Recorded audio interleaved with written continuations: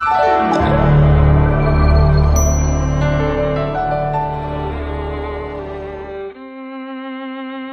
Friends, आप लोगों का एक बार फिर से स्वागत है हमारे YouTube चैनल पे।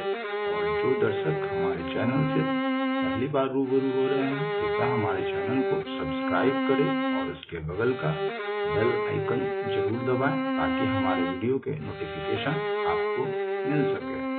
तो दोस्तों, आज हम जिस चीज के बारे में बात करने जा रहे हैं, आज का टाइटल बहुत रोमांटिक और बहुत अच्छा होने वाला है। आज हम लोग बात करेंगे भारतीय रुपए की यात्रा की, इसकी शुरुआत और इसका समय कैसा चला। दोस्तों, भारतीय रुपए का एक लंबा और समृद्ध इतिहास है जो प्राचीन काल से चला आ रहा है। इसमें साम्राज्यों के उत्थान और पतन, स्वतंत्रता के लिए संघर्ष और आधुनिकीकरण की चुनौतियों को देखा है। इसके रूप, मूल्य और नाम में भी कई बदलाव हुए हैं। जैसा कि रुपया शब्द संस्कृत के रुपए से आया है, जिसका अर्थ है गढ़ा चांदी या चांदी का सिक्का। भारत में सबसे पुराने चांदी के सिक्के बने होते थे और उनके विभिन्न आकार और परिमाप होते थे। वे विभिन्न राज्यों और राजवंशों जैसे मौर्य, गुप्त, कुषाण और सातवाहन द्वारा जारी किए गए थे। इनमें से कुछ सिक्कों पर मोर, हाथी और शेर जैसे जानवरों की आकृतियां बनाई गई थी और अन्य में शिव, विष्णु और लक्ष्मी जैसे देवी देवताओं के प्रतीक थे। भारत में पहला मानवकृत चांदी का सिक्का रुपया था, जिसे 16वीं शताब्दी में दिल्ली सल्तनत के शासक शहंशाह सूरी ने पेश किया था। इसका वजन 178 ग्रेन था और इसमें एक तरफ राजा की छवि और दूसरी तरफ आस्था की इस्लामी घोषणा थी। रुपए को बाद में मुगल साम्राज्य द्वारा अपनाया और इसमें संशोधन किया गया, जिसमें 16वीं से 18वीं शताब्दी तक अधिकांश भारत पर शासन किया। मुगलिया रुपया में एक तरफ सम्राट का नाम और पदवी और दूसरी तरफ टकसाल का नाम और तारीख होती थी। इसे 16 आने में भी विभाजित किया गया था। इनमें से प्रत्येक को 4 पैसे यानी 12 पाई में विभाजित किया गया था। ब्रिटिश ईस्ट इंडिया कंपनी, जिसने 18वीं शताब्दी में धीरे धीरे भारत पर नियंत्रण हासिल कर लिया, इसने स्थानीय शासकों के साथ मिलकर भारत में अपने सिक्के भी जारी किए। कंपनी के सिक्के ज्यादातर तांबे के बने होते थे और उसके एक तरफ कंपनी के प्रतीक, एक शेर और एक तार के पेड़ की छवि होती थी। दूसरी तरफ पारसी शिलालेख, जिसपे सिक्काए बादशाही लिखा होता था। कंपनी ने सोने के मोहर और चांदी के रुपए भी जारी किए थे, जो मुगल शासकों के समान थे, लेकिन उन पर कंपनी का नाम और अंग्रेजी शब्द रुपया लिखा हुआ होता था।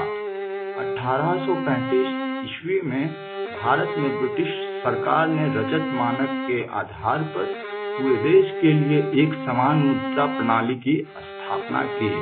चांदी का रुपया भारत की आधिकारिक मुद्रा बन गया और इसे 16 आने 64 पैसे या 192 पाई में विभाजित किया गया। रुपये को 15 रुपया से 1 पाउंड की निश्चित दर पर ब्रिटिश पाउंड स्टर्लिंग से भी जोड़ा गया था। अंग्रेजों ने एक नए सिक्के भी पेश किए, जैसे कि आधा आना, चौथाई आना, 2 आना और 4 आना, जिसमें एक तरफ ब्रिटिश सम्राट की छवि थी और दूसरी तरफ मूल्य और तारीख होती थी। भारतीय रुपया 1898 तक चांदी आधारित मुद्रा बना रहा, जब इसे स्वर्ण विनिमय मानक पर रखा गया, जिसका अर्थ होता था कि इसे एक निश्चित दर पर सोने के लिए विनिमय किया जा सकता था। अन्य देशों, विशेषकर ब्रिटेन के साथ व्यापार और वाणिज्य को सुविधाजनक बनाने के लिए स्वर्ण विनिमय मानक को अपनाया गया था। हालांकि सोने के विनिमय मानक ने भारतीय रुपए को अंतर्राष्ट्रीय सोने के बाजार के उतार चढ़ाव के प्रति कमजोर बना दिया, जिससे इसके मूल्य और स्थिरता पर काफी असर पड़ा। भारतीय रुपया 1947 तक ब्रिटिश औपनिवेशिक प्रणाली का हिस्सा बना रहा। जब भारत ने ब्रिटेन से अपनी स्वतंत्रता वापस प्राप्त की, स्वतंत्रता के बाद भारत ने दशमलव प्रणाली पर आधारित एक नई मुद्रा प्रणाली अपनाई। रुपए को 16 आने 64 पैसे या 192 पाई के बजाय 100 पैसे में विभाजित किया गया था।